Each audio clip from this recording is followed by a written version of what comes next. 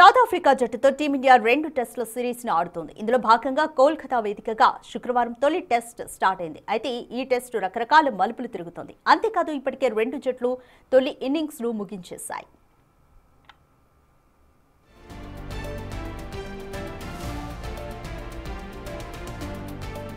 Toss గెలిచిన దక్షిణాఫ్రికా జట్టు ఫస్ట్ బ్యాటింగ్ చేసింది. తొలి ఇన్నింగ్స్ లో 159 పరుగులకు ఆల్అౌట్ అయింది.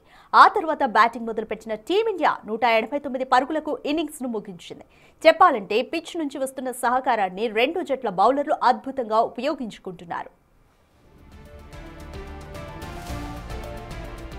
వాస్తవానికి ఈడెన్ గార్డెన్స్ లో పిచ్ పరిస్థితి చూస్తుంటే ఇవాళ 3వ రోజు ఆట ముగిసే విధంగా కనిపిస్తోంది. ఇప్పటివరకు దక్షిణాఫ్రికా 63 పరుగుల లీడ్ లో ఉంది. భారత బౌలర్లు కనుక ఇవాళ దూకుడు కొనసాగిస్తే సౌత్ ఆఫ్రికా ఇన్నింగ్స్ ముగియడానికి ఎంతో సమయం పట్టదు.